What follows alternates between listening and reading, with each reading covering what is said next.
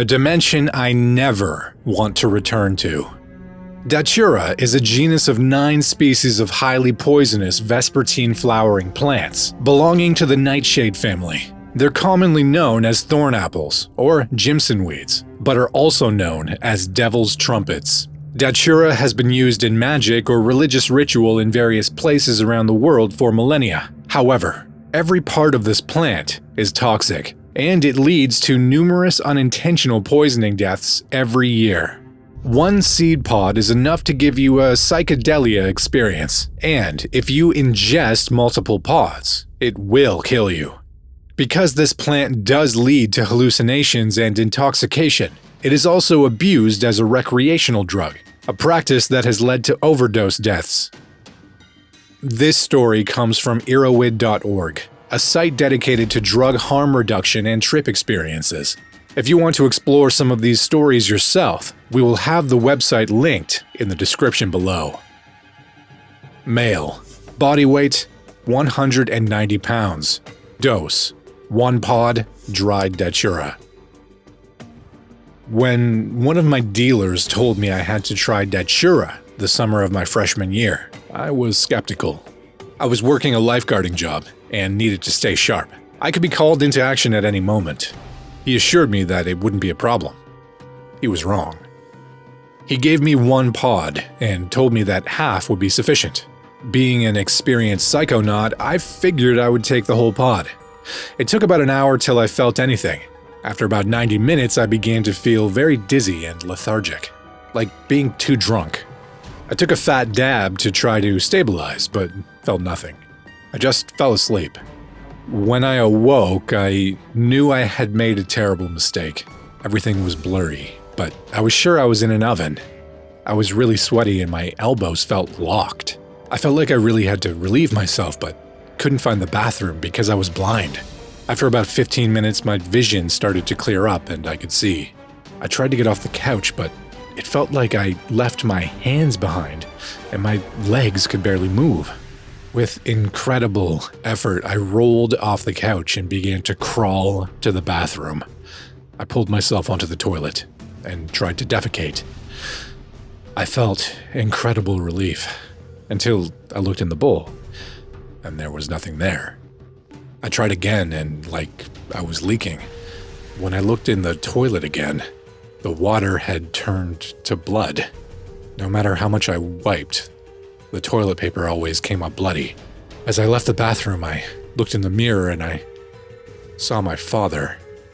I knew I shouldn't talk to him then, so I left. When I entered my living room, I could see that some friends had come over. The only problem was they had all died. Blood was flowing out of all of their orifices. It was horrifying, and I ran to my room. I tried to go online, but it wouldn't turn on. Frustrated, I went to my desktop, but couldn't remember my password. I just wanted to listen to some music, but all I could do was shake my computer. I ran past the party in the living room and out the front door. I looked at the sky and all I could see was green gas. I was sure it was making me insane, so I got into my car and I just sat there for what could have been years. The next thing I remember, I was back in my house, talking to my friend. She kept asking me if I was okay, but I couldn't speak. It was like no matter how loud I screamed, nothing would come out. Then my vision went blurry again and I might have passed out.